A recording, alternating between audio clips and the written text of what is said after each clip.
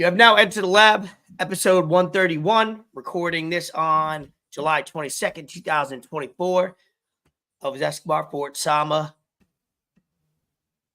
Thank you for tuning in. We're not on X anymore, aka or FKA Twitter, because we just found out you need to be a check mark, a blue check mark, in order to go live now. News to us last week, they just changed that 2 days before we recorded last Monday, so that's why we were kind of perplexed why we couldn't go live. What the hell is all that about?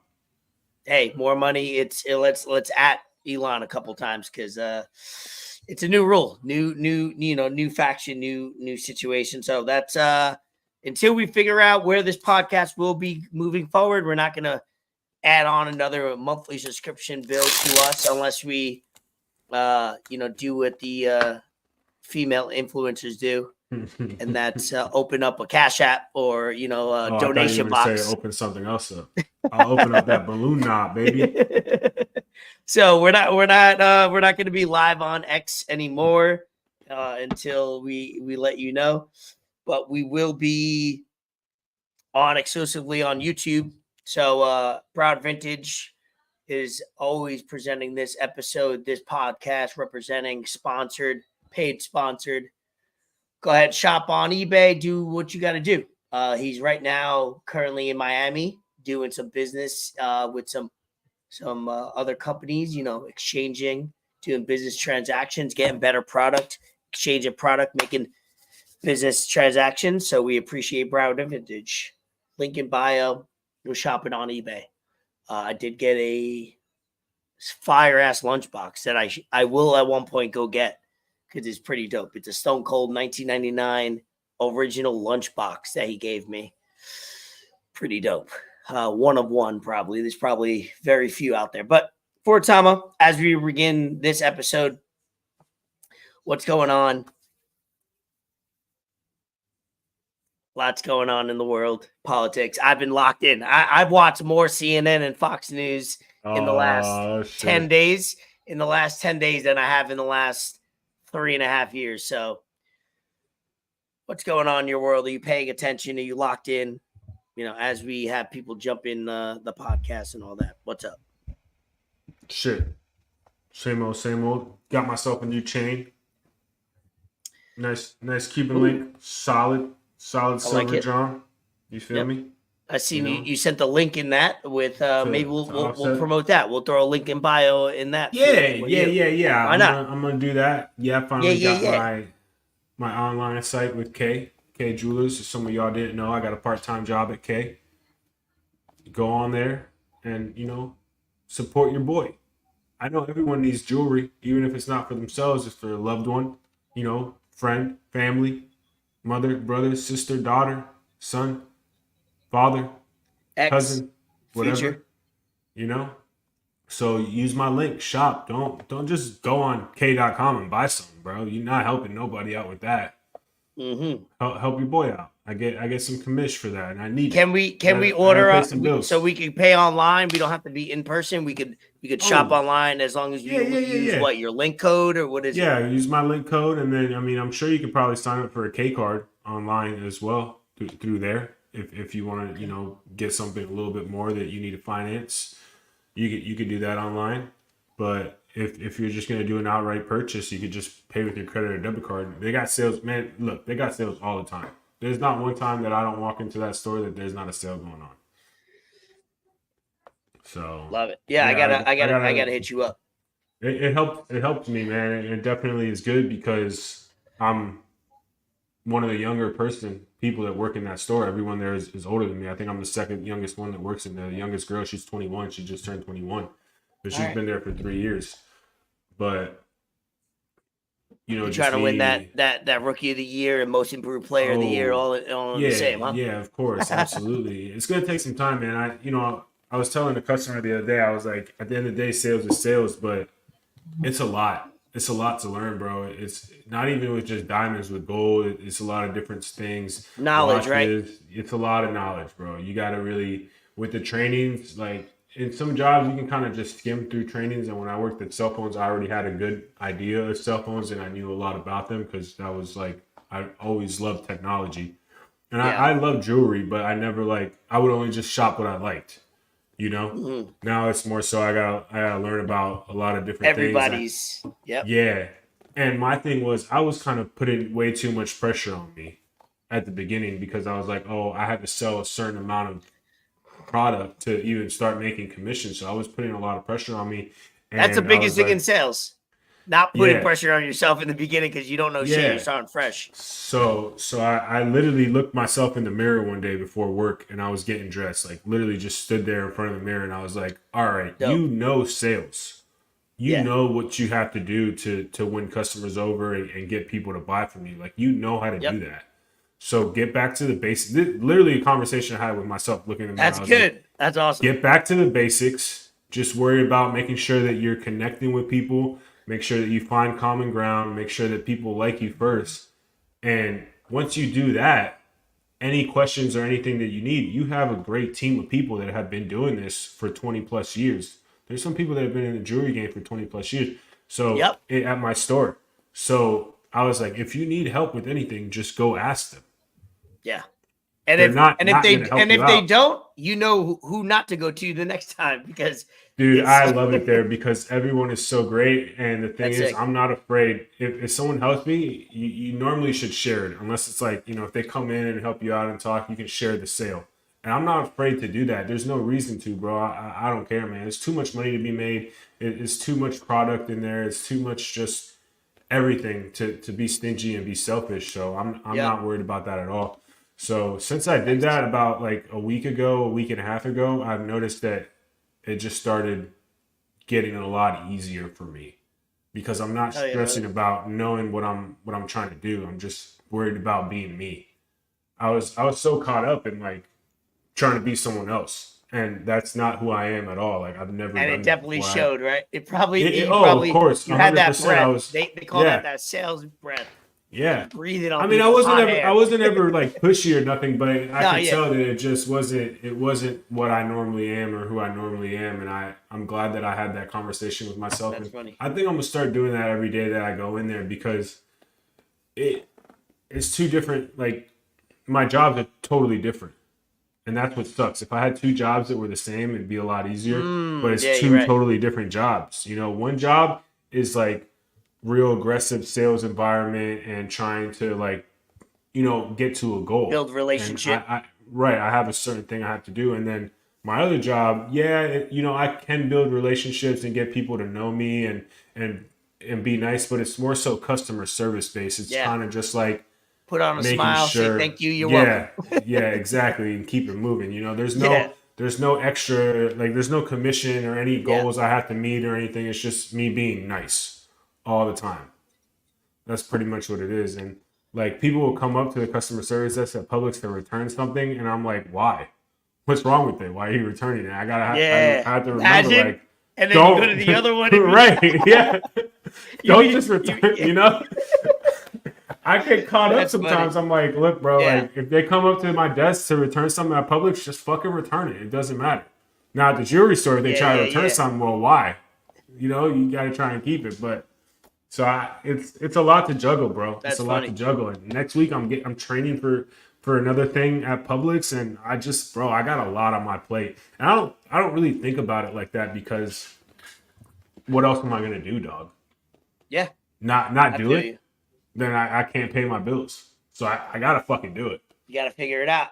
It's no other shit. Always with sales, it's always I haven't been in the training aspect of it. And I was in training sales and for 5 years, and then the other 5 years I was more in the learning.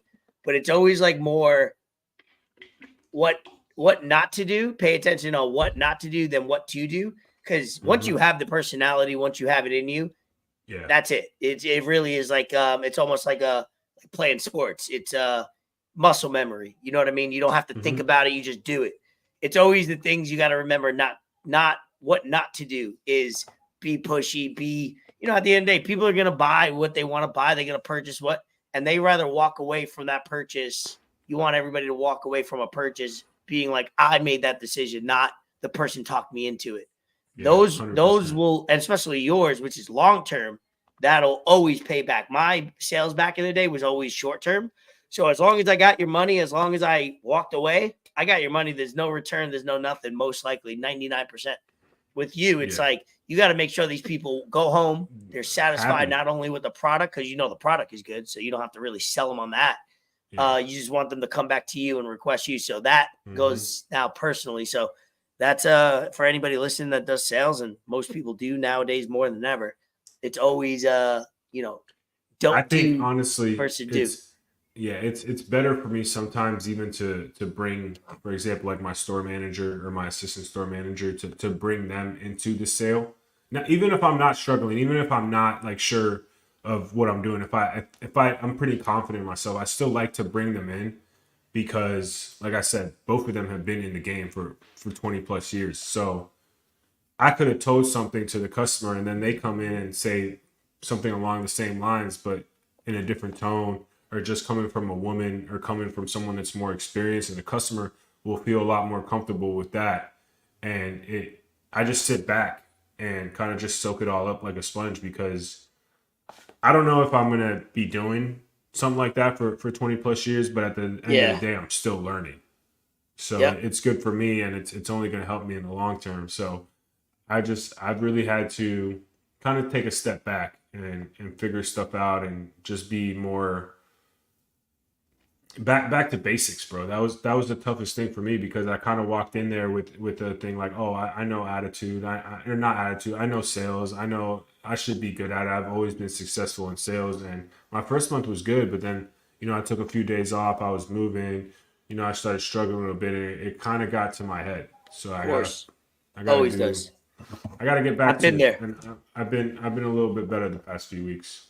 Yeah, man, I've been there where the first 5 years of doing more face-to-face sales, I've been there where it's like young, up and coming, trying to prove yourself. And then I've been successful. And then I've been back at the bottom, broke. And then the next 5 years of doing more on the phone sales, different type of, but I've been broke 2 or 3 times going through that. And it's always the basics that always keeps you going. Simple, obviously figuring out, just like, I always like sales because it does make you as close as a pro athlete or an athlete as possible, right? The same fundamentals, the same day in things that they do pro athlete wise, like preparation, mentally ready.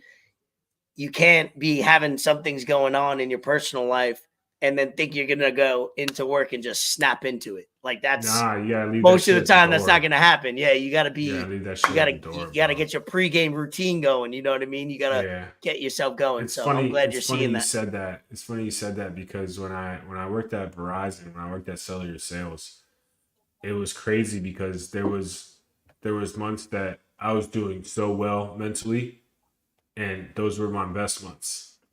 But then the other months where like me and my ex were going back and forth and arguing and not doing good, I would suck. Yep.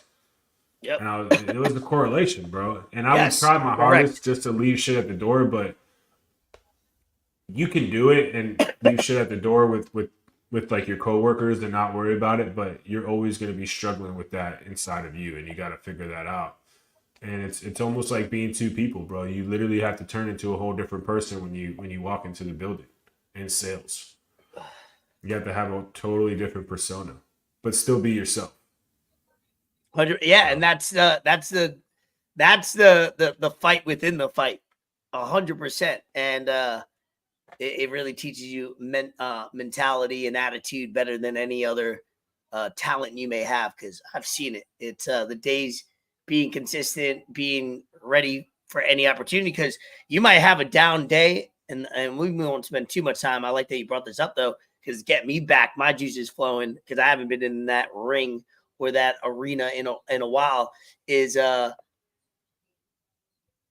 you could be the most talented salesperson, you have the gift of gab, this and that, but if you just show up every single day ready, you don't know that next person coming through the door could be that one that makes you the most money that you made that whole year. You just don't know that person that you may prejudge. They're probably not going to buy somebody, whether it's demographic, background, race. We all prejudge people that's American, not an American. That's human instinct to just prejudge. Nature, yeah. But human nature, and that's fine. We all do it in different ways for sure. Some worse than others. But knowing that every single person has that opportunity of being like, hey, I want to buy $25,000 of this, or even something light, and then they recommend somebody else, right? Because that person you might sell one day that only buys, let's say, $1,000 worth of product in your business isn't a lot. All of a sudden they mess with you. They're gonna tell their friend, their significant other, or their family member, and all of a sudden they're going back to you, and then that could be a bigger sale. But same thing that happens across the board. It's always the same message. But episode 131, we are not on X. We are on Twitter, only on YouTube.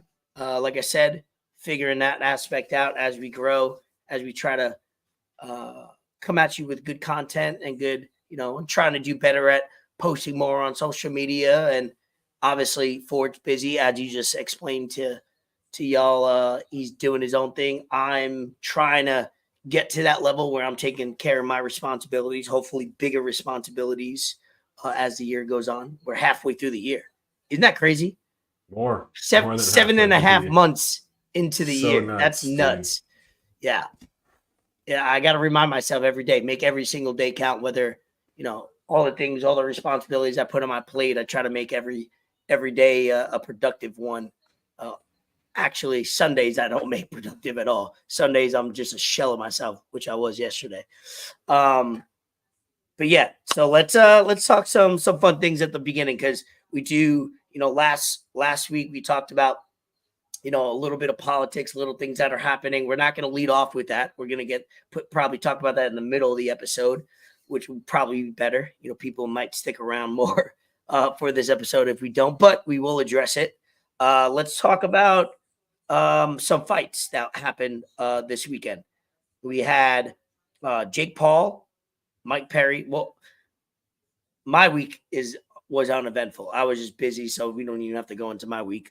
I've been busy in a good way, so nothing eventful happened in my week. So we'll jump right into Jake Paul, Mike Perry. Leading up to this, I don't think we did a little preview of it, but was your sense that, and for people that don't know, Jake Paul handily took care of Mike Perry? Did you think going in, because I didn't know too much about Mike Perry, you probably did more, did you think it'd be a closer fight? Did you think, hindsight is one thing. Did you think that he was going to have his toughest fight or be challenged more than he ever had? Because he wasn't challenged at all during the fight, and I watched every minute of it.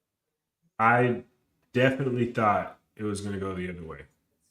I definitely thought that, a guy like Mike Perry, been in the UFC, been in BKFC, bare knuckle fighting. How old is he? Not I'm going to look it up now. What? Right? Doesn't seem old. like he's he like is. 35 maybe. Let me see, because that's a big factor in who he's been fighting lately. He's been fighting guys. He's 32. He's 32, yeah, bro. All right. He's younger than you. That's it. Yeah. He's not old. He's not old. That's not out of his prime as far as a fighter, regardless of what he's doing. Wow. He's not old. Respect. So, and then, Jake Paul's 27. So you definitely have fights that are between a 32 and a 27-year-old all the time. That's not crazy. But, I was watching it and I was really surprised because I've seen Mike Perry fight. I've seen Jake Paul fight. And I don't understand what it is, man. I don't know if Mike Perry just really didn't give a fuck and he was just like, oh, I'm getting the bag. I'm not even going to try. Because, bro, if you want to watch a good-ass fight, go on YouTube and type in Mike Perry versus Michael Venom Page BKFC. If you want to watch a good-ass fight, that's a good-ass fight. David put me on that. Was that a bare knuckle? That was bare knuckle. Bare knuckle. It's different. Yeah, MVP's in the UFC right now. Different style of fight, but it's still boxing. It's still fists. It's still boxing. No kicking, no grappling. It's still boxing at the end of the day. It's just boxing, a different style of boxing. Yeah. So, Michael Venom Page is in the UFC now. Mike Perry's been in the UFC. They're both great. They're both great talents. But to just see, especially after all, they were both talking a lot of shit and both trying to get in each other's heads. And I really didn't see much of, Mike Perry switching up on it with his body language or being affected too much by it. So I was like, all right, this dude is locked in. He's going to go in there and he's going to, give Jake Paul a test. And, bruh, he fucking didn't at all. I'm watching this. I'm like, dude, Mike Perry, like, you're supposed to be, you call yourself the king of violence. Like, that's your nickname, dog. Why do you have your hands down? Why are you not in a guard right now? Like, why are you not fucking fighting? It made no sense to me. And that was Jake Paul's best fight. That's the best he's looked in all of his boxing fights, in my opinion. He was coming at him the whole time. He did not let up. He was the aggressor. Look, man, with the counters, with, moving his head, with just whatever. And I don't know that much about boxing, but I could tell because, and I hate to say this, I've seen all of Jake Paul's fights just because I either want to see him get knocked out because I'm not a fan of him. Okay, that's what makes him so. That's what Floyd Mayweather made a living off of for 20 years. 20 years, that's what makes Floyd him made his life rooting for it against him, and at least watching it. He hasn't fought anyone, and I mean, but now, like, the one time he fought a boxer, he fought Tommy Fury, he lost. But you fight Mike Perry, you would expect that's some respect. Mike Perry's not a slouch. Mike Perry's not 45. He's not a washed up person. Like, Mike Perry's been in the game, and if you tell a UFC fan Mike Perry, they know who you're talking about. It's not some old dude that, like, now if Jake Paul fights Mike Tyson, like, bro, that's not, doesn't matter, bro. Mike Tyson's almost 60 years old. Like, that, I'm not impressed by that. It doesn't matter what Mike Tyson did in his past 30 years ago. He's 60 now, dog. You can't compare a 27-year-old to a 60-year-old dude. Yep. So what he did, what Jake Paul did Saturday night, I mean, it doesn't mean anything, but he got a lot of respect from me in that combat sports world. And he really did his thing. He looked good. Like, he looked the best that he has, in my opinion. You got to give respect when it's due. Yeah. He's prepared for it, bro. He's been doing it for the past 5 years, 6 years, however long he's been boxing for. And it seems like he keeps getting better, but at the end of the day, dog, you actually got to fight a professional boxer. So yes, I agree. And he has been. And he, who was the dude that he fought? The Fury? Tommy Fury. Tommy Fury was somebody that had, a rep in boxing, and he did well against him. And that fight was close, but he still won. I'm looking at it now. The way I break down Jake Paul, it was looked at as a gimmick, somebody that's an influencer, yada yada yada. But when you break it down and look, he's 27 years old. I just had to Google that to make sure. He's 27. He doesn't have the mileage that a lot of boxers do have, and you could use that as a positive or as negative. In boxing, you always want to have that experience and be able to go into any fight knowing I've been here before. I know what it takes, right? That's one negative. That's one positive about experience. But the other positive about inexperience for him is he's not punch drunk. He doesn't have the mileage on him. His body's like pure. It's fresh. So he's been boxing for now 3 to 5 years consistently, 27.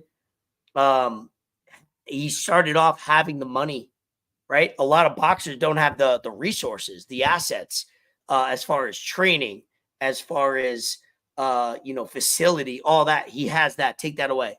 Now, the only thing is he motivated? Yep. Check that too. He's also motivated because he's getting into something that he wants to be the best at. So all the things that were negative about him when coming into this industry or new profession of boxing, you could check those boxes or uncheck them, however you want to say it, is he's proven that he's motivated. He wants to be the best. He's taking it serious. A lot of people say, a lot of influencers are getting into boxing for a check, and 99% of them are, which, hey, if there's money out there to get, go ahead and get your bag. If you want to watch it, might as well, right? But he's somebody different. He's the 1% of those fighters or influencers prior. Now he's a full-time boxer. He's not doing anything else. He could probably do the WWE stuff with Logan Paul, which he probably will do after if he's smart. If he's smart, he does 5 more years of this, 3 more years of this. gets as much money, proves himself, and then joins his brother, because his brother's not coming out of WWE anytime soon. That's going to take Logan Paul another stratosphere, being a top wrestler. Right now, he's going to fight in SummerSlam. He has a belt, not the best belt, but he has a belt that he's going to defend. He most likely will lose in SummerSlam because, in my professional opinion, I think he gets rid of that belt, passes on, takes some time off, and then comes back next year. But the amount of money, the amount of exposure his brother's getting in the WWE, man, he's set up for the next 10 full years with boxing over the next 3 to 5. And then he could also dip his toe into WWE, which WWE will gladly take him and then train him. And that'll be another thing he could just add on. Same thing happened with Brock Lesnar.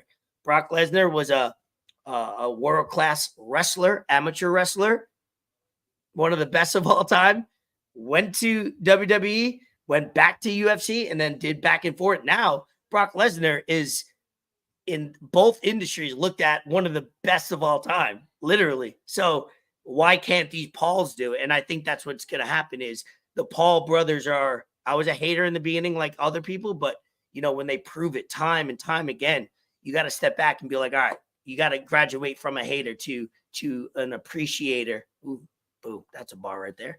Appreciator of their skill, their commitment, and their business acumen, because there's no doubt. So every time they're going to keep saying, who's next? I'm glad you brought up the belt thing. I don't see this happening at all. Of what? What part of the belt? Do you ever, now that, we see what he's doing, do you think Jake Paul is ever going to fight for a belt in boxing? I don't think so. Like a real belt? Like a real belt. He's proven himself he can, and he should. That would probably be the real test. Fight somebody that has a belt. He doesn't have to do it anytime soon. He can take his time and be smart, like the best of all times have. Take your time, choose the right opponent with the belt. And yeah, eventually he will. I think that's his end goal. I think his end goal is holding a real boxing belt. Dude, that's going to be even more crazy than when Trump decided he was going to run for president. Like Jake Paul actually fighting for a belt. Very similar. Yeah, that's literally what it's going to be. You're right. I can't take him seriously. Okay, I respect his game and I respect everything that he's done and I respect his path and everything where he's at right now in boxing. But it's hard to, especially for example, Dre, who is in boxing and he does that's my boy. So for him, it's like, bro, this dude fucking sucks. Like, he's not a boxer, So I think Jake Paul needs to do something. Fight an actual certified boxer.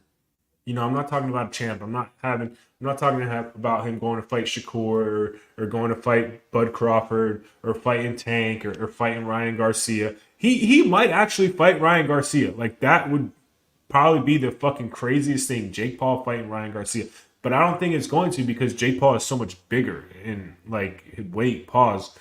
So I don't know what's going to happen, but he needs to fight like a certified boxer, not just someone random, that has done stuff in the past, like someone that actually boxes and is ranked and does that for their fucking job.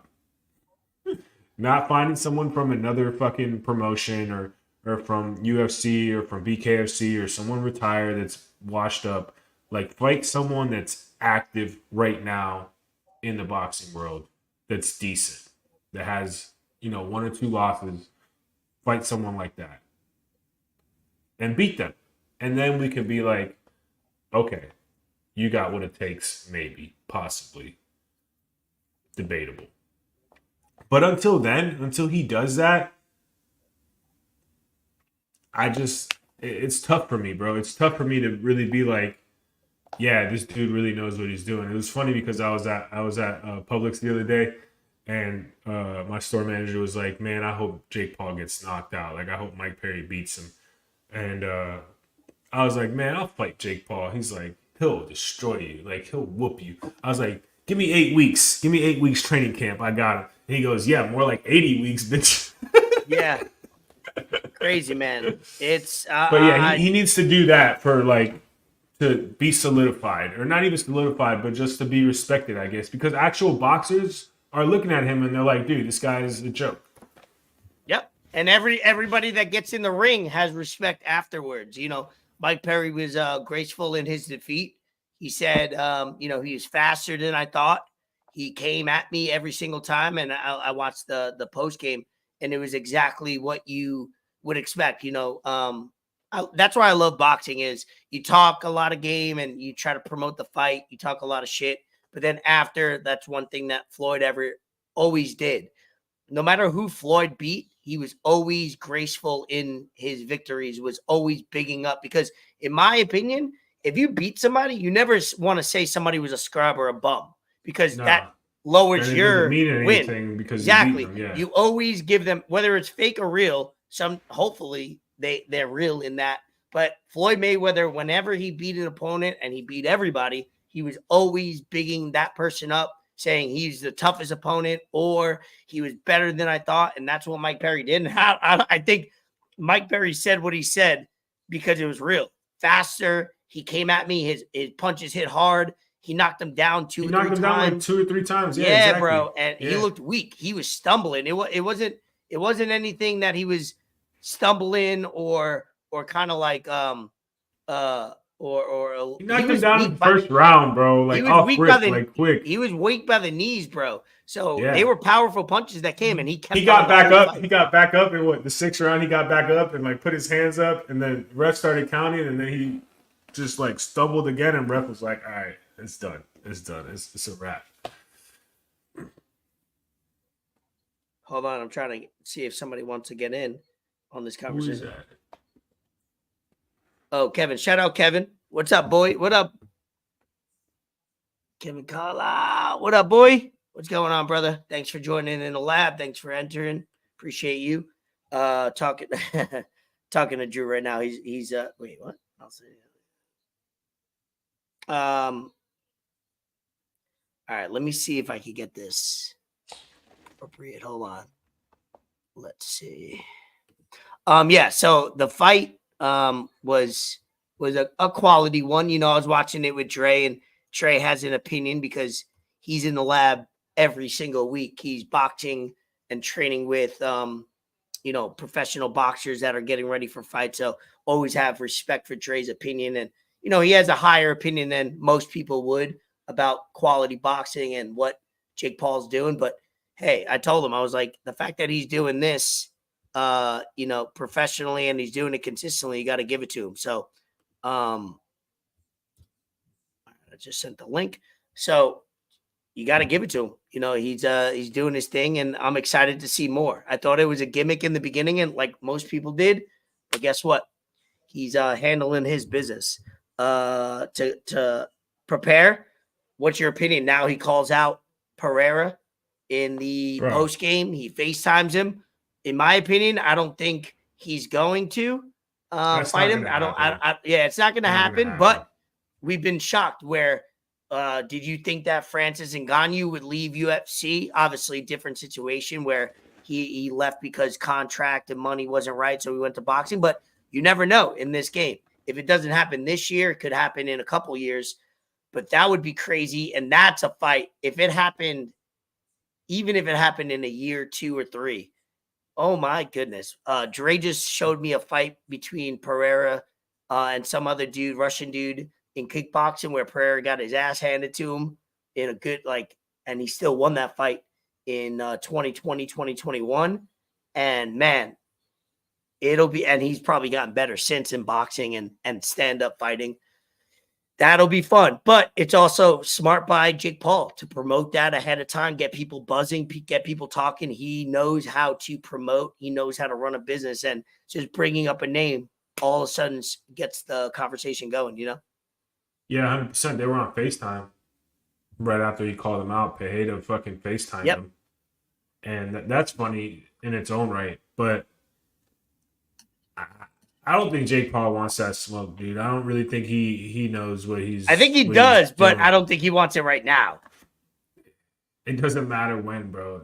Now you're talking about someone that is a 2-time UFC champion, 2-time Glory kickboxing champion, and he's done kickboxing his whole life, so he already knows how to box. That guy's got a mean left hook. That guy throws his hands. That guy's from fucking Brazil, bro. He's been through it. Like, he's been in the slumps. He's out the gutter, bro. This man, I just saw his story on Instagram. He is still showering. He's got a fucking hose hung up. Still showering. He's wearing his UFC shorts and he's fucking bathing outside. You don't want that smoke, bro. Like, that's not it. That'll be fun to watch from a viewer, but I don't think he's ready for that at all. One, that dude's not going to leave the UFC. Like, Dana White showed him love, and I don't know. He seems like the kind of guy that is loyal and sticks to what has been given to him, and I don't think he's going to leave the UFC just to leave or to fight Jake Paul. No, bro. It's not worth it to him, I don't think. I mean, and man, I always tell myself, are these guys actually going to fight him for real, or are they just in there to get the bag and they're going to get knocked out, get knocked down? And it's tough to tell because that's what I thought with Mike Perry. Oh, Mike Perry's got a good ego. Mike Perry's a seasoned vet. He's been in the game. He's violent. Like, I've seen him fucking bare knuckle fight. No way he's going to go in there and fucking look like how he looked against Jake Paul. But I'm just like, bro, shit like that happens. And it's like, it doesn't make sense to me. But he don't want that smoke with fucking Poatan, bro. That's a different kind of, that's an international smoke, dog. That's a whole different kind of shit that you're doing right there. And he was talking shit on a podcast after. He's like, oh, I want that fight because when I knock him out, like, then people really can't say anything. And it's true. No one will be able to say anything, but you're gonna fucking get knocked out, bro. Let's play that hypothetical. This guy knocks out fucking huge UFC people. He's 6'4", bro. He's 3-4 inches taller than you. Yeah, he weighs like 30 pounds more than you. That's not something that you want, dog. Yeah, it's very far-fetched in my opinion now, but I'll never doubt anything from the Pauls and getting things done because everything he's done or they've done together, I've doubted everything. Literally, I doubted Logan Paul could be a good WWE wrestler and performer, and he's proven me wrong there. Different type of game, but some would argue it's harder to be bigger at that aspect of professional wrestling in a way of being good. So they prove me wrong everything they do. So got to give it to them. So I'm excited just to have something like that happening in boxing, and you still got the Crawfords of the world. You still got the Haneys. You still got the Garcias that will provide us with real quality boxing matches, hopefully over the next 5 years. And that's just another dynamic into the boxing world. So I'm excited. I'm excited for combat sports, especially when there's no sports around in the summer. It's good to talk about. But this is what he's best at. This is what Jake Paul is best at. We just spent like 20 minutes talking about him. Yep. Yeah, perfect. Yeah, and that was a quick 20 minutes to talk about that, and I didn't even expect literally what happened. So that's exactly. So, and then now Jake Paul Tyson fight is still happening in November. That'll be something that we're all going to tune into on Netflix. And what's her name that fought in the co-main event, aka the right under that, is going to fight Serrano. Now that's a boxer. He's a boxer. He is tough. Pure. Yeah. He's shout out. tough, I think she's she's Puerto Rican. I think she's from New York. You're FaceTiming me while I'm on. Like, Serrano I can't is FaceTiming you? That's what's up, dog. Shout out to you. Better answer that Serrano FaceTime. She gonna beat your ass. No, you gotta hit the link. Yeah, you gotta hit the link. Drew's an idiot, dog. Well, hit the link. Link in bio. Hit the link. I just sent you the link. Hit the link. I gotta go. He's trying to talk to me while we're live, and he knows better. Anyway, so UFC. So Jake Paul will happen. Tyson in November, as not scheduled, but that'll happen. Netflix. That'll be another thing to put on your calendar. We got UFC 304 coming up on this Saturday. Haven't looked at the main card. You want to throw it up real quick? Yeah, let me pull it up. Yeah, I'm going to pull it up as you pull it up just to kind of get us going. Anytime there's a UFC pay-per-view event, we got to talk about it. Main event, Edwards, Muhammad 2. Yeah. Where you go on their website? Before that, Aspinall, Blades. I like Blades. I've always liked Blades. Every time I see his fights, I didn't even know. Patty the Batty fighting King Green. Patty. Okay. Patty the Sorry Batty. to spoil. Yeah, it's whoa, okay. We got, I don't know who the other card is, the flyweight, Muhammad Makiv. And so yeah, you can go so through. We got Leon Edwards and Bilal Muhammad 2. I don't even remember the first one. Man, Bilal Muhammad, bro, I hope he wins, but he's boring as fuck. But hold on. So oh shit, this is the dang, okay. Molly McCann, she's only on that because it's in Europe, it's in England. Here we go. Oh, yeah, we hold on. We got somebody entering the lab. We got Drew Williams coming in. We don't want to waste too much time. We'll enter the lab. Drew Williams. That boy ripping the cig, smoking with cigarettes. Smoking cig, want to talk sports, want to get into this Jake Paul conversation. Let's go.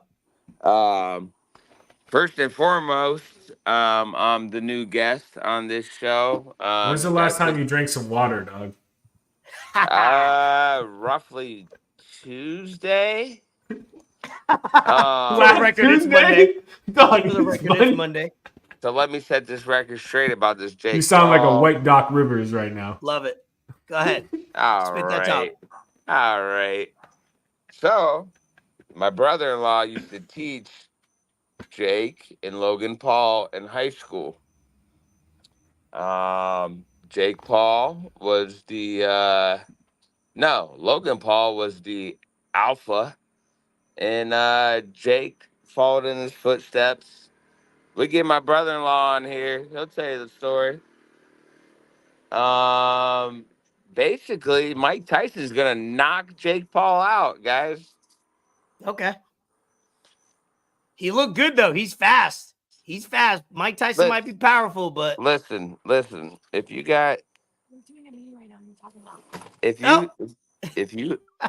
hands of steel, nobody's touching that. Wait, where'd you go? You disappeared from us. Can you see me? No, I can't see you. We can hear you though. That's all that matters. I'm a big Mike Tyson fan. He also had a mansion in Ohio where he had his tigers, the indoor pool. So you got Mike Tyson knocking out Jake Paul. If it's a 10, what would it be? An 8-round fight or a 10-round fight? You got him going early? No, Mike Tyson. I don't care how old he is. He'll knock him out in a coffin. Let's just put it that way. You actually kind of sound like Mike Tyson right now when you're talking.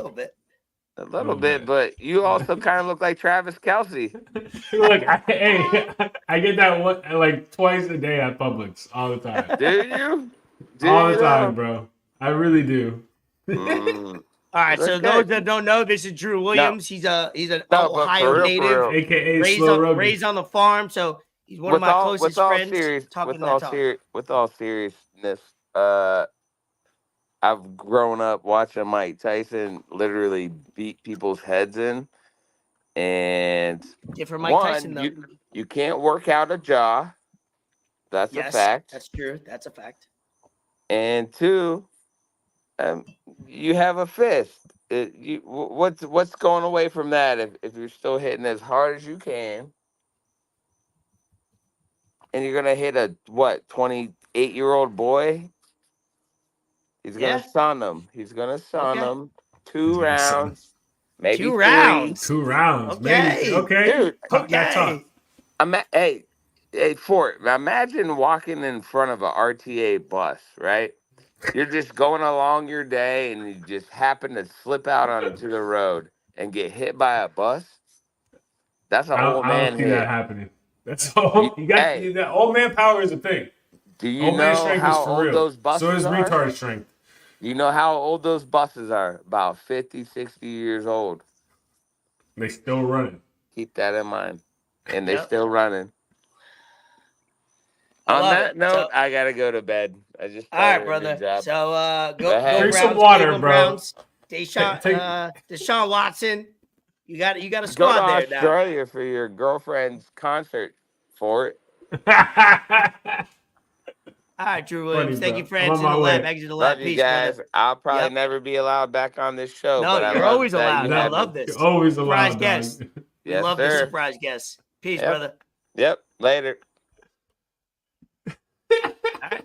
Well, Drew Williams, first appearance on the lab. He's been a foundation to the podcast since day one. So shout out Drew for hopping on. Appreciate anybody else that wants to hop on. If you want to hop on, let us know in the comments. We'll throw you on and we'll have some fun. But back to UFC 304. Let's run down the card real quick.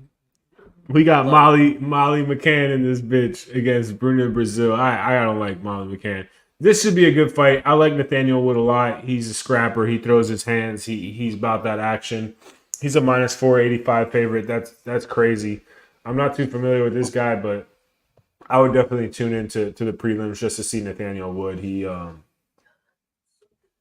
He's good. He's good for the fights. This is awesome. This is awesome right here. Arnold Allen versus Giga Shikaze. Arnold Allen is the truth, bro. He fought Max Holloway. He's legit. That should be a good fight right there. In England, it's gonna be very pro Arnold Allen. Man, Manel Kopp hasn't fought in a while versus Muhammad Mokaev. Portugal, huh? That's different. Yeah, he's not really Black Portuguese. Portugal person. I like that. This should be fun. This should be a good fight. I'm excited to see that. United Kingdom and England. Ain't that the same shit? Who? What's the difference? The UK and England. I think the UK is more broader and England is more specific. Obviously, UK covers like England, I think South, or the Ireland, Scotland, and I think it covers a lot more geographical areas than just saying London. So London is a country, and then United Kingdom is an area or political geographical. I got you. London is a city. Well, no, I'm sorry. I meant England. I meant England. Yeah, I meant England yeah. as a country, and then everything else that the United Kingdom is under. Yeah, I got you. Okay. Don't want to sound dumb or ignorant. No, of course not. I'm excited for this main card. This main card is pretty stacked. Arnold Allen, Giga Shikaze, Manel Kopp. He was on. The last time he fought, I think, he was on that Adesanya card against Strickland. That's when they were all throwing the F word around in Australia, saying FAGGOT. Yeah, don't say it. Yeah. Got you. No. This is a banger right here. This is so much fun. Bobby King Green. He legally changed his first name to King. Did he? Yeah, that's fucking insane. That's hilarious. That's like when Chad Ochocinco changed his last name to Ochocinco, so he could. He's a dog. Look at his. When you got head tattoos, you're a dog. Head tattoos, and you're like this. Yeah. In your picture, looking like you a fucking cast of Zoolander. Did that on purpose. 100%. Patty, this is gonna be Patty's biggest test. Bobby King Green is super active. He's legit. He's been in the game for a while. He's fought some really, really good fighters. And Patty, I don't think has really been tested yet. So this should be good. But I mean, he fucking lights up the crowd like no one else. And it's in England. Are you kidding me, dude? He's gonna come out and that place is gonna be fucking rocking, bro. He might get the loudest fucking crowd noise in this whole event. Even more so than he's gonna get the loudest pop, bro. He's gonna get the loudest pop for sure. Even though you got fucking Aspinall and you got Leon. I mean, I think Patty is a fan favorite. Just like not even just like in his country, but for UFC fans across the world. Like he really took over the sport in his own right when he stepped in. So that we haven't seen him in a while, huh? I haven't seen Patty fight. It's been over 6 months. Yeah, it's been a while. Let's see. He's got to get a belt soon, though, right? He last fought Tony Ferguson, bro. Yeah, December of 2023. Yeah, that's a long time to go without a fight. That was his last one. He's on a 7-fight win streak, so I mean it should be good. I'm excited for that. This is a rematch. Curtis Blades and Tom Aspinall, I believe last time. Yeah. Let me see. Yeah, last time they fought, Tom Aspinall tore his knee up. Got you. Okay. Tore his knee up, so that didn't happen. But since then, Aspinall has become the interim the interim heavyweight champ. So that's pretty lit. And that's gonna be fucking insane. That's minus 380 and then 300. That's kind of skewed. I think Curtis Blades is a dog, bro. Like you said, you're a big fan of him. He's a big guy. He's a fan favorite. He's got crazy power. Yeah. He's got any fight I've watched with Blades, I've always for me, I love not his fucking nickname. His thing is Curtis Razor Blades. Like that's sick, I love that. bro. Razor. That's sick. A great nickname. That's sick. And then main event.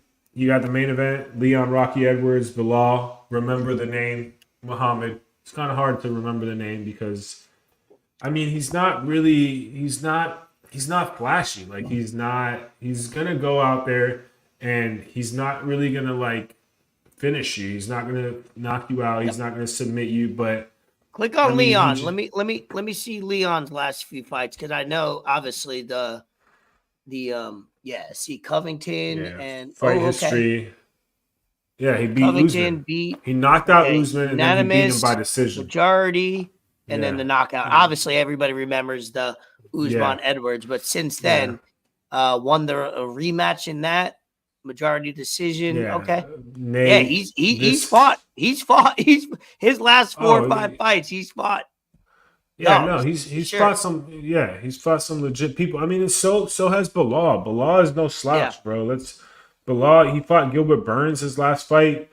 Fought Sean Brady. He fought Vicente Luque. Like I lost money on all these 3 fights betting against Bilal Muhammad. I'm not gonna bet against Bilal Muhammad.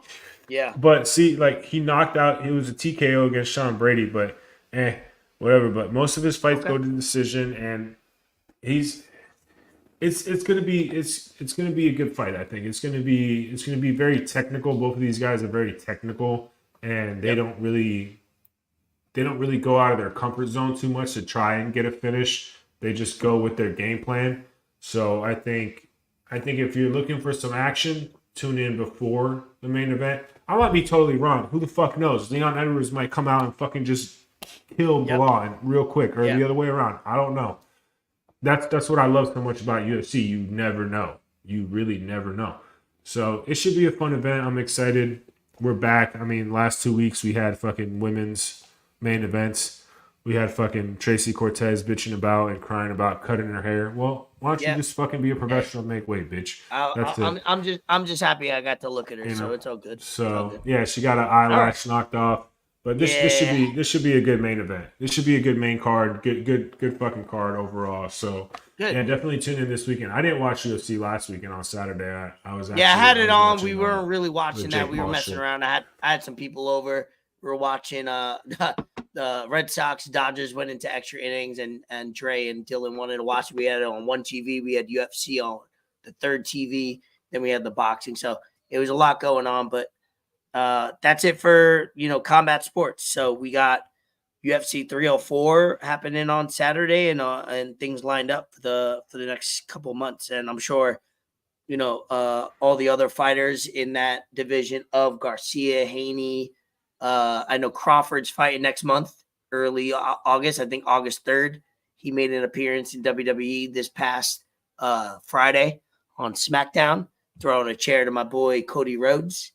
As like I said, once UFC and WWE was going to be under the same umbrella, you're going to see a lot of crossover. So it's going to be easy for these UFC guys, if they no longer want to fight in their early 30s, they could cross over WWE. They'll have to go through the training, and that's another way to earn their bag. And I'm excited to see that. All right. That's it for that. So thank you for Drew Williams for hopping on. First time appearance. It's been way too long. We've been doing this podcast way overdue for 2-3 years now, and glad he was able to hop on. Maybe we'll have him on randomly. He'll be that guy that calls into a radio show randomly, and we put him on, and that could be the star of the show. All right, so NFL just dropped top 100 players, 100 or 81, because they do it backwards from 100 to 1. NFL did it? Yeah. Or from number 100. I had the sports 100 in this century. Is that different from? Different, yeah. This is NFL, just NFL players for the coming season. You want to go through them? You want me to go through them real quick? Go ahead. Why not? All right. So number 100 from the Colts, Zaire Franklin.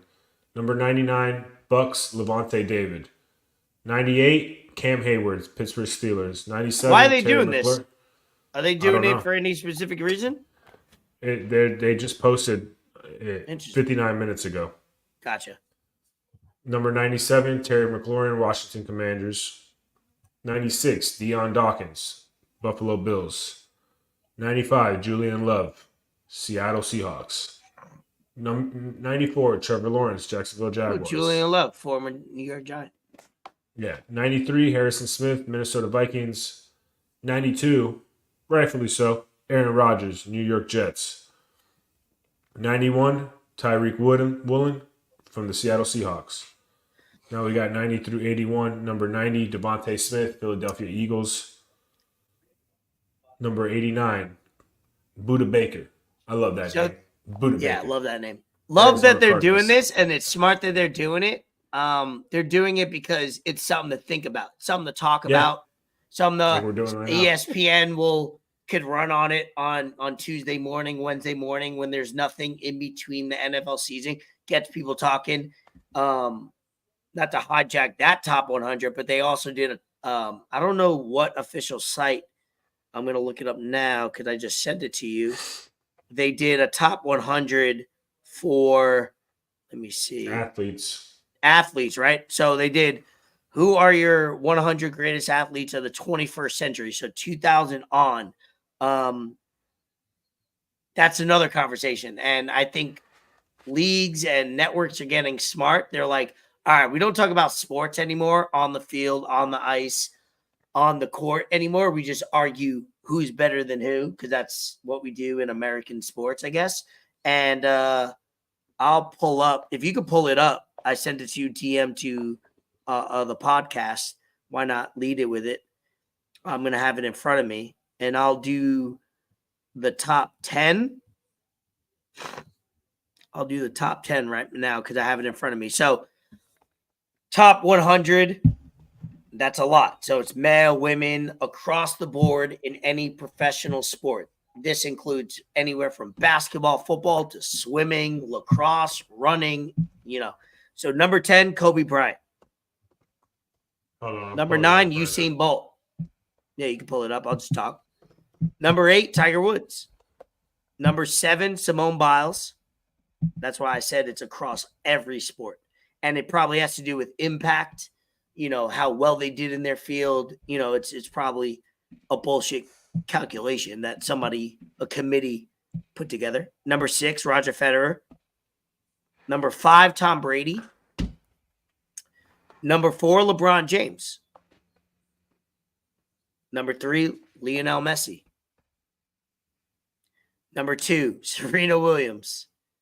They had to, ESPN. They had to get, I won't say it. Number 1, Michael Phelps, which was, I thought, and I get it, I'll be honest, the first time I ever watched people swim, and I used to be a swimmer back in the day, not to gloat, but I did win in my rookie year, most improved and rookie of the year in Staten Island, New York. So I understand what accolades are. I still have the trophies to this day. Probably one of the only people in Staten Island, New York to win rookie of the year and most improved in one year. I don't know that for a fact, but I did win it. I have the trophies to back it up. But go ahead. I'm okay with this top 10. I'm okay with it. The reason being, it's very inclusive. So it's not too much male or too much female. Yep. I do think that Kobe and Usain Bolt should be over Simone Biles. But I do think Simone Biles belongs in the top 10 because, and then I'm very, very cool with Michael Phelps being number 1. And this I'm is not why. okay with Serena being 2. Messi's got to be 2. LeBron's got to be 3. Serena's got to be top 10. She's not. Serena's top 10, maybe top 5. She's not 2. No, I wouldn't put her 2, but I know why she's 2. Simone Biles, not 7. No. Sorry about it. I'm putting Usain and Kobe over Simone. Maybe even Tiger over Simone.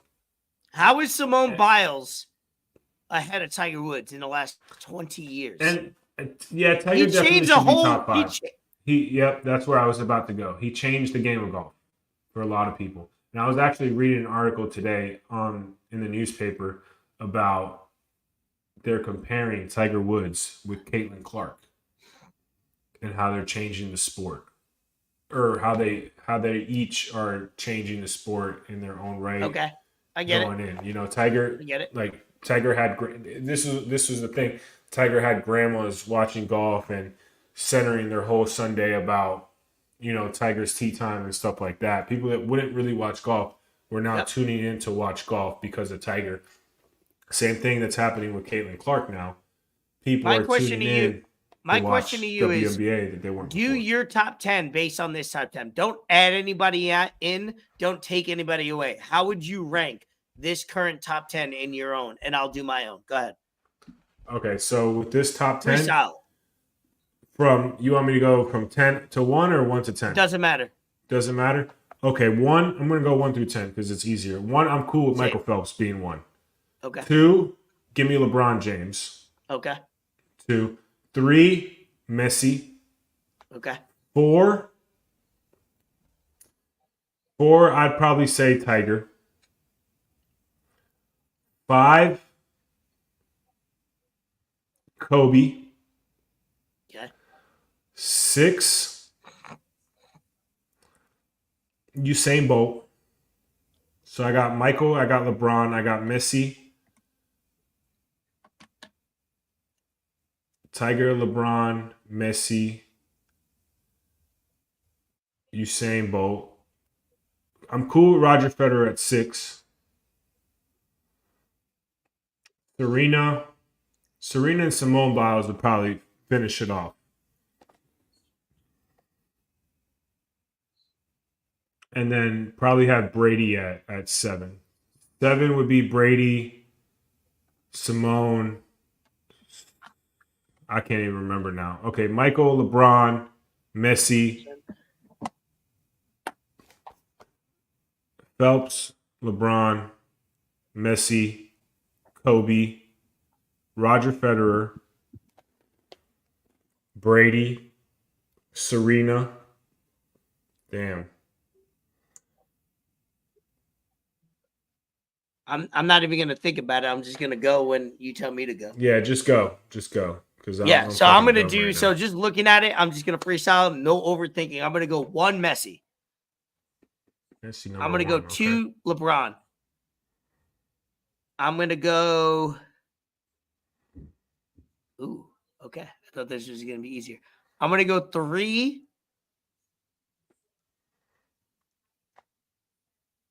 Ooh.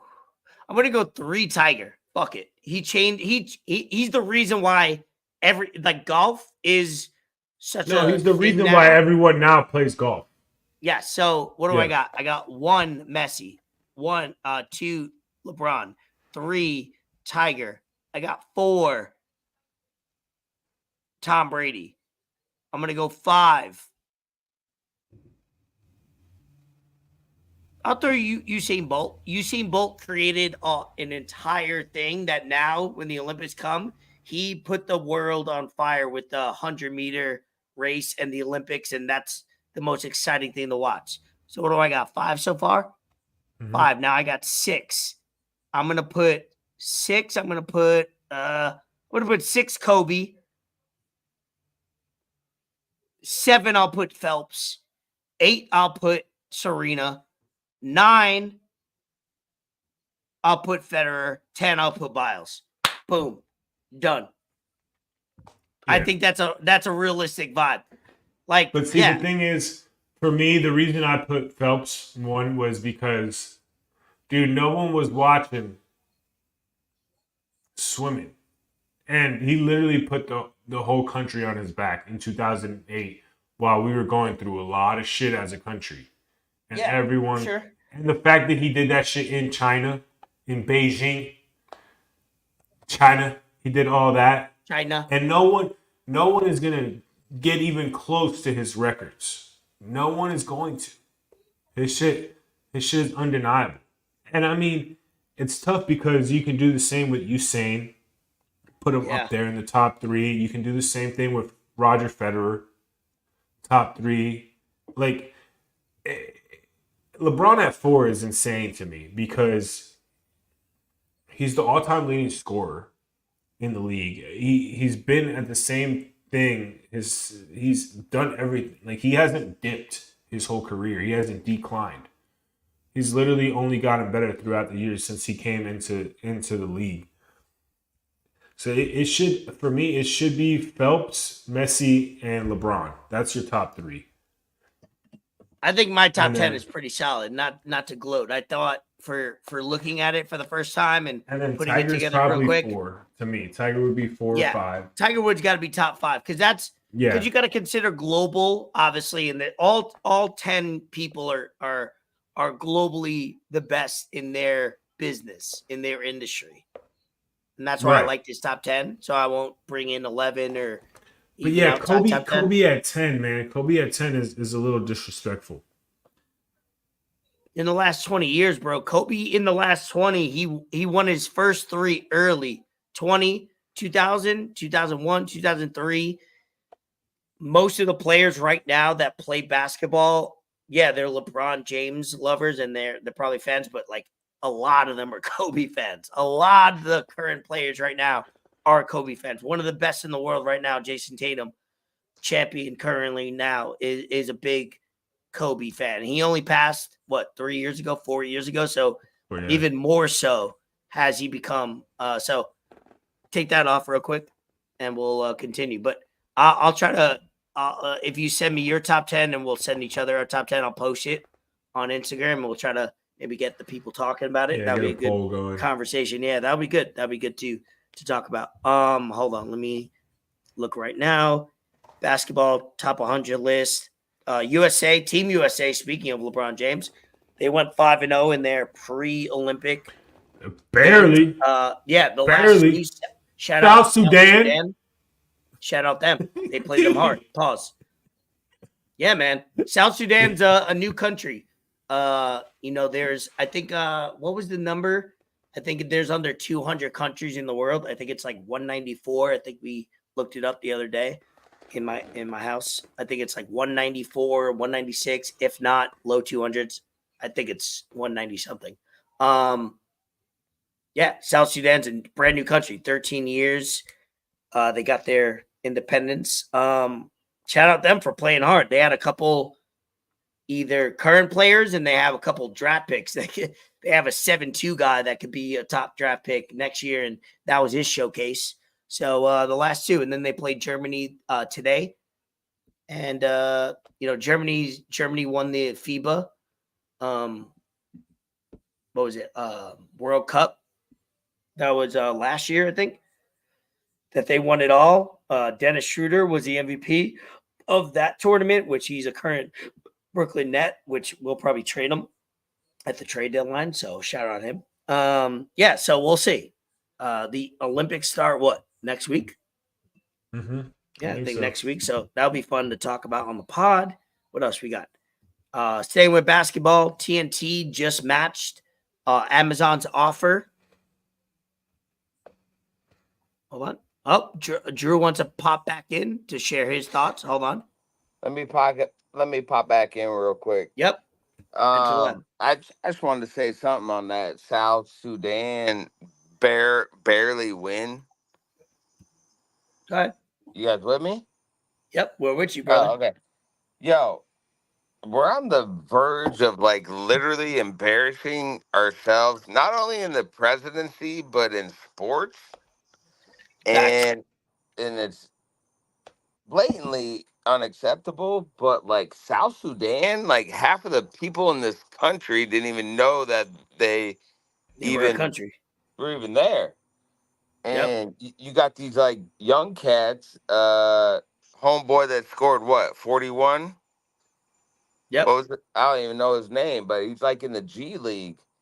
Yep. And you got these cats like that are gonna be balling out and showcasing themselves in this tournament while we get embarrassed, and then these type of players are gonna be taking a little Bronny spot, all these other little G League Hey. players. Come on now.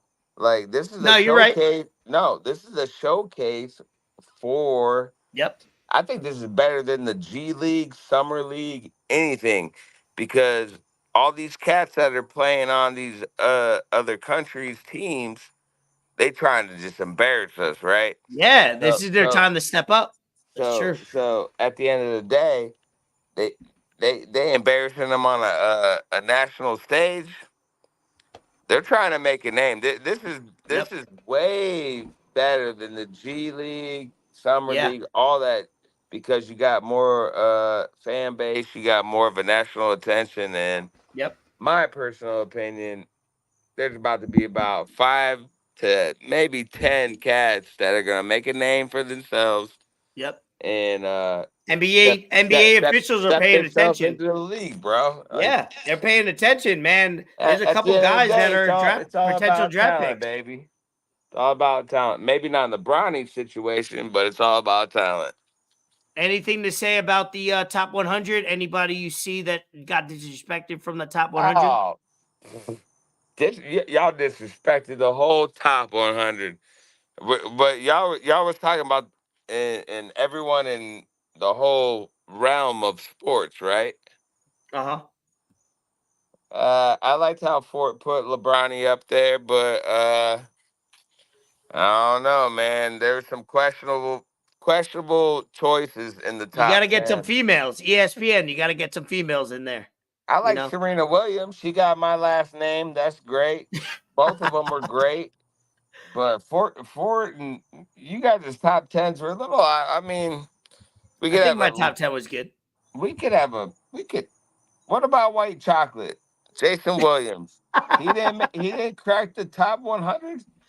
All right, this is it. Bro, Nope, Fort. What you know about the elbow pass, bro? I know about Nobody the talk. elbow the pass. elbow It pass didn't even Nobody killed. it didn't talks even about it finish into enough. an assist. Didn't even finish into an Nobody assist. talks Yeah, about he it didn't. enough. Nobody I know the talks about. elbow pass, But of I'm just course. saying, I'm getting a little off course. But All good. yeah, I would disagree with your top 10. But for what it's worth, you guys had some great additions to it. That they were great. But I Thanks, think you man. guys might be a little bit younger than I am. Moses Malone, Carl All Malone, right, we're talking Carl Malone's a uh pedophile. 2000 is he? 2000s. That's the Is rank. he? Yeah, 2000s, bro. You in the late 90s or you in the late 80s, early 90s. Jeez, Mike. Okay, I'll get into that. All right. Well, Drew Williams shares his Yep, thoughts. I'm out Keep then, guys. keep Yeah, popping in. We I love didn't you. mean to disrupt anything. No, I I just love wanted it. No, my I love it. We're Enter here the lab, opinion. for exit the lab, baby. Love you, bro. Yes, sir. Love you guys. Bye. There you go. From our caller. Hopefully we have him on weekly. That would be great. But no. So moving on. Let's see. We got one thing I did want to show with basketball. And hey, we did want to do under an hour episode because we thought we didn't have a lot of topics to talk about, but Drew joins us into the lab, and that's what happens. If you comment, you join us in the lab. You can pop in anytime you want. You want an opinion? It's like phone calls when you're on a radio show. You can pop on. We'll throw you the link. One thing I did want to share was the Clippers' new arena, the Halo. If you could throw that on real quick, Fort. I sent it to you on Twitter. We're no longer partners of Twitter because you got to be verified. So we're working on that. Hey, we got to make it work. But the new Clippers arena is called, what is it called again? Look it up. I have it. The INTUIT? INTUIT Dome. Yep, INTUIT Dome. And Is this the what you're guy, talking about? This right yeah, here? bro, throw it. So the owner of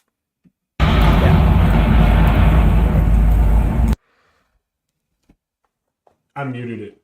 The video. Yeah, Steve Ballmer is the owner of the LA Clippers. Yeah, mute it because it doesn't need that. Just if you take a look at that, and we're showing it live on YouTube. Steve Ballmer, the former CEO of Microsoft, I believe, which Microsoft went down the other day, caused huge disruption in the world. But man, look at this. This is taking the SoFi Stadium as a football stadium, created now into an arena. Every arena now in the NBA has set a standard because of the INTUIT Dome. And the things that they're able to do, not only with the screen, the interactions, they have the wall.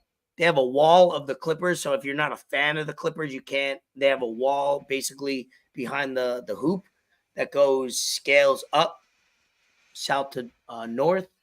And they're gonna, Clippers are the second sons of LA, just like the Brooklyn Nets are in New York. So it'll take winning. They need to win a championship in the next 5 years for sure to pay that off. But man, they're innovative. And Steve Ballmer, he's a super fan that has a lot of money. And fast forward a little bit, just get past. But they have statistics on the screen, interactive. If you skip ahead too, they have buttons on the seats. They have USB-C, so you could charge your phone. Every seat you could charge your phone. And well, let me take that back. I only seen a couple seats or the lower bowl. At least the lower bowl you could charge your phone. I don't know if you could charge your phone if you're in the upper deck. I hope that you can if they did that, but you can charge your phone at your seat. You have lights that light up to make it interactive. And also you could, they have like, if they play games during the timeouts, they have A, B, C, D. So you could like interactively like vote for whether it's, you know how when you're at a game, you could, if they hide the ball, you could like interact with it, whether it's cap A, B, and C, you can vote for it, or trivia questions, which is cool. 2024, you get a 2024 arena built by a tech genius or a former tech CEO that loves the sport, loves engaging, and wants to win. That's INTUIT Dome. And I think WWE already booked the Survivor Series in November in the INTUIT Dome already. So not only do they have Clipper games coming up, they already have it booked to book, if WWE does a deal with them, UFC is going to get a deal with them.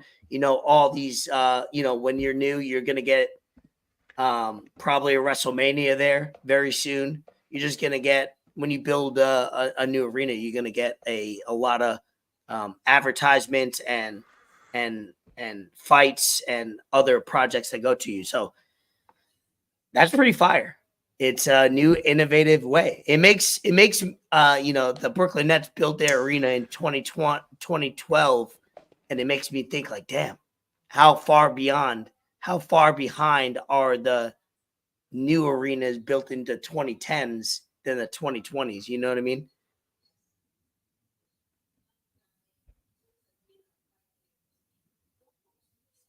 Yeah.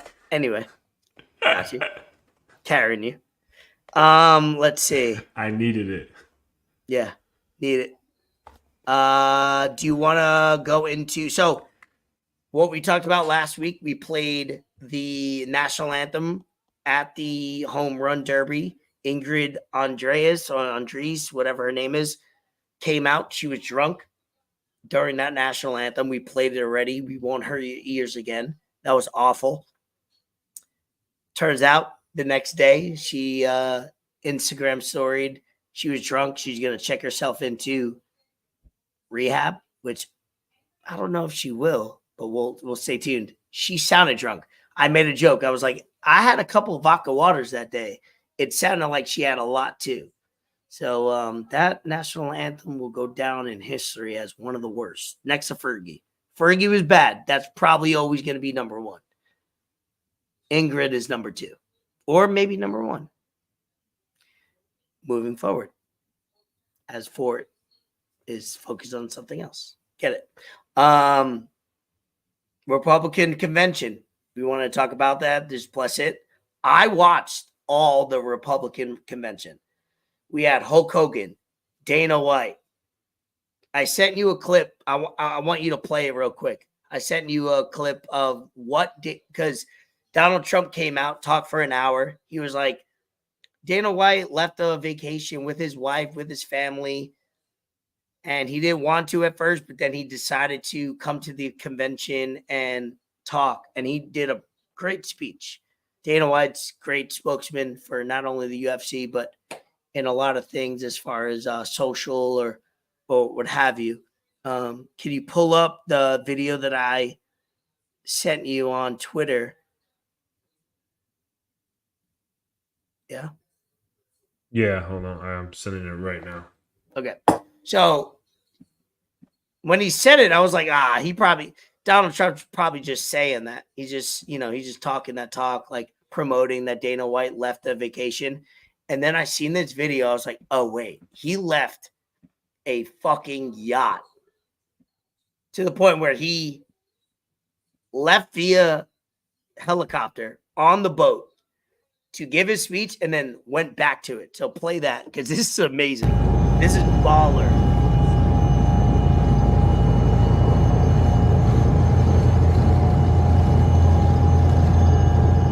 So sick.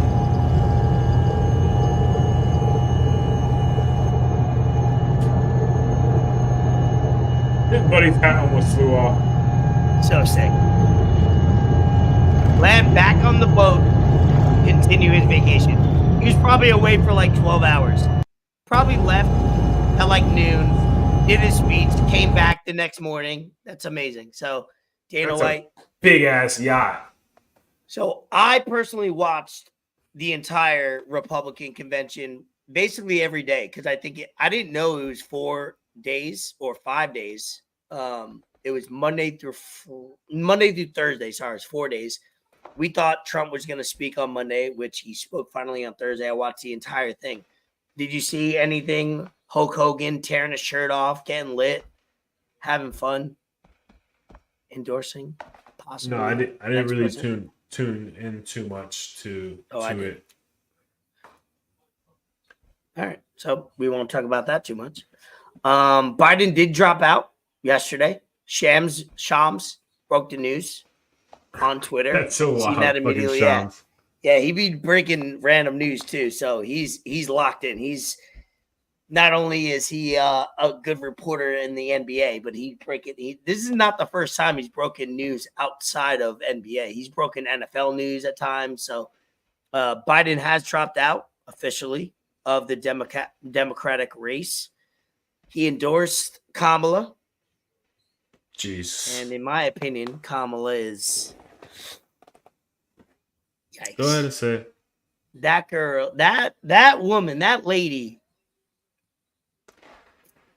me off of drinking for 12 straight hours can put together a better coherent sentence about the economy, political, everything you need to know can put together a better sentence than Kamala could put about making a bacon, egg, and cheese. That's how so off reality this woman is. And that's just my opinion. She's terrible. Doesn't matter about political stance. I've never seen somebody that can't hold together a basic conversation or she just loves repeating herself. So this is what the Democrats are relying on now that Biden dropped out. You go from somebody that's called Sleepy Joe, somebody that's incoherent, to now somebody that's, no offense, a certified retard. And now this is what you get. Kamala Harris, 2024. We'll see who she elects as a vice president. That would be interesting.